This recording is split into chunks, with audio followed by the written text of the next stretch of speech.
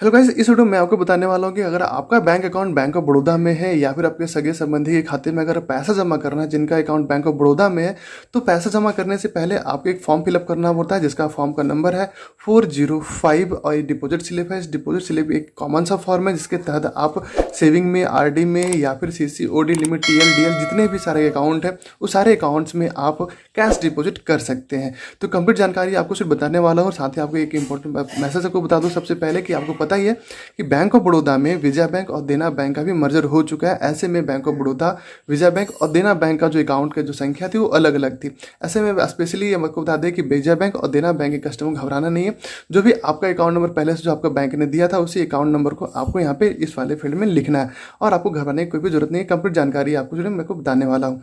तो सबसे पहले बैंक ऑफ बड़ौदा में जब भी आप पैसा जमा करने जाएंगे तो इस वाले फॉर्म को आपको लेना है। एक कॉमन सा फॉर्म है, इसमें आपको दो तरह के भाषा मिल जाएगी, आपको दो लैंग्वेज में, एक आपको इंग्लिश लैंग्वेज में मिल जाएगी, दूसरा आपको पलटेंगे तो हिंदी लैंग्वेज में आपको मिल जाएगी।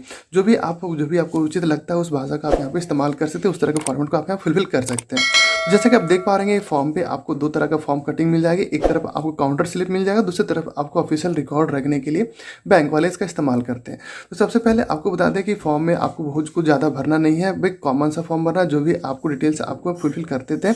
इसके पहले मैंने आपको वीडियो लंबा ज़्यादा ना हो इसलिए मैंने एक पहले से एक फॉर्म को फिलअप करके रखा हुआ, तो डिटेल मैं आपको यहाँ पे बता देता हूँ। जैसे देखिए, सबसे पहले आपसे पूछा जा रहा है कि डिपॉजिट ब्रांच, जो भी आपको डिपॉजिट ब्रांच है, जिस सपोज मुझे मान लीजिए कि अगर आपका अकाउंट दिल्ली में है और आप मुंबई में पैसा जमा कर रहे हैं तो आपको यहाँ पे मुंबई लिखना है। जहाँ पे आप कैश डिपॉजिट कर रहे हैं उस जगह का या उस ब्रांच का नाम आपको यहाँ पे लिखना है।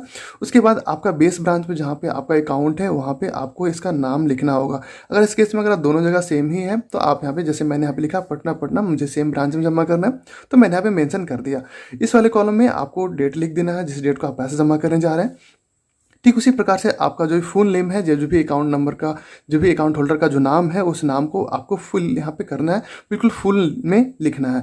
उसके बाद जो भी अकाउंट नंबर आपको जो मेंशन किया है, चाहे विजय बैंक के हो, चाहे बैंक ऑफ बड़ौदा के हो या फिर देना बैंक के, जितने भी डिजिट आपके पास में सारे डिजिट को आपको इस वाले कॉलम में लिख देना है। लिखने के बाद आपका अगर चाहे तो आप यहाँ पे मेंशन कर सकते हैं कि आपका अकाउंट किस प्रकार का है। बहुत सारे लोगों को नहीं पता तो इस चीज़ को आप छोड़ सकते हैं। उसके बाद अगर हम बात करें यहाँ पे, तो इस वाले कॉलम में आपको छोड़ देना, चूँकि यहाँ पे चेक का डिटेल्स आपको देना होता है। जब भी अपने अकाउंट में अगर आप चेक्स जमा करेंगे तो चेक से पैसा ट्रांसफर करवाएंगे या फिर क्लियरिंग में लगाएंगे तो उस वाले जब समय में आपको यहाँ इस वाले को फुलफिल को करना होगा, अदरवाइज इसको आप छोड़ देते हैं। मैं नेक्स्ट वीडियो में आपको बताऊंगा कि अपने अकाउंट में अगर चेक के जरिए पैसे ट्रांसफर लेते हैं या फिर क्लियरिंग कराते हैं तो इस वाले फील्ड को कैसे फुलफिल करेंगे। अब आते हैं इस तरफ, तो कैश डिपॉजिट करने के केस में आपको यहाँ पे डिनोमिनेशन जो भी देना होता है, डिनोमिनेशन में आपका जो इतने सारे नोट्स हैं इंडिया में, सारे नोट्स को आपको यहाँ पे लिखना होगा। जैसे कि 2000 का नोट अगर आप जमा करते हैं तो कितने पीस आपके पास में, वो पीसेस आपको यहाँ पे लिखने होगा। उसके बाद उसको टोटल आपको यहाँ पे लगाना होगा। ठीक उसी प्रकार से आपको 500 का नोट जो भी आप डिपॉजिट कर रहे हैं उसको नंबर को आपको लिखना होगा, यहाँ पे टोटल लगाना होगा। ठीक उसी प्रकार से 100 का मैंने अभी से 5 लिखा, 500 यहाँ पे मैंने कर दिया। ठीक उसी प्रकार से आपको जो भी नोट आप जमा कर रहे हैं उस डिटेल्स को आपको यहाँ पे लिखना है। लिखने के बाद अगर आप यहाँ टोटल आपको इस वाले कॉलम में लगा देना है। उसके बाद आपको सिंपली यहाँ पे इन वर्ड्स में आपको लिखना, जो भी आप अमाउंट यहाँ पे जमा कर रहे हैं उस अमाउंट को आपको यहाँ पे इन वर्ड्स में लिख देना। उसके बाद अगर आप 50,000 से ज़्यादा या फिर 50,000 अगर जमा करते हैं तो अपने अकाउंट में आपका पैन नंबर लिंक होना चाहिए, उस पैन नंबर को आपको यहाँ पे देना होगा। अगर आपके अकाउंट में पैन नंबर लिंक नहीं है तो आपको प्रॉब्लम क्रिएट हो सकता है, आपके अकाउंट में पैसा जमा नहीं होगा। साथ ही को बता दें, यहाँ मोबाइल नंबर देने में काफ़ी लोग गलती करते हैं। मोबाइल नंबर यहाँ पे कस्टमर अकाउंट होल्डर का देते हैं, जबकि यहाँ पे को बता दें आपकी सुविधा के अनुसार से कि आपको अपना पर्सनल मोबाइल नंबर है आपको यहाँ पे देना होता है। कभी होता है क्या है कि बहुत लंबा भीड़ होने के कारण आपका जो अकाउंट नंबर ट्रैक नहीं किया जाता, ऐसे में अगर कोई मिसमैच हो जाती है तो जो भी बैंक वाले कर्मचारी वो आपसे इस नंबर से कॉन्टैक्ट कर लेंगे और उचित कार्रवाई आपके कर सकते हैं। उसके बाद आपको यहाँ पे साइन कर देना, अपना यहाँ पे नाम लिख सकते हैं और यहाँ पे सिग्नेचर आपको करना होगा। ठीक उसी प्रकार से आपको काउंटर स्लिप में भी आपको उसी पर डिटेल्स आपको फिल करना है। जैसे इस वाले कॉलम में आपको डेट फिल करना है, जो भी डिपॉजिट ब्रांच है, जो भी डिपॉजिट ब्रांच है उस ब्रांच का नाम आपको लिखना है, जो भी बेस ब्रांच है उस बेस ब्रांच का आपको नाम लिखना है, फुल नेम अकाउंट होल्डर का यहाँ पे लिखना है। उसी प्रकार से अकाउंट होल्डर का जो भी अकाउंट नंबर है उस अकाउंट नंबर को आपको इस वाले कॉलम में फुलफिल कर देना है। ठीक है, आप चाहें तो आप यहाँ पे पार्टिकुलर जो भी आपने यहाँ पे नोट का जो मेंशन किया है उस नोट का मेंशन जो आपने किया है उस नोट का डिटेल्स आप यहाँ पे पार्टिकुलर जगह पे दे सकते हैं।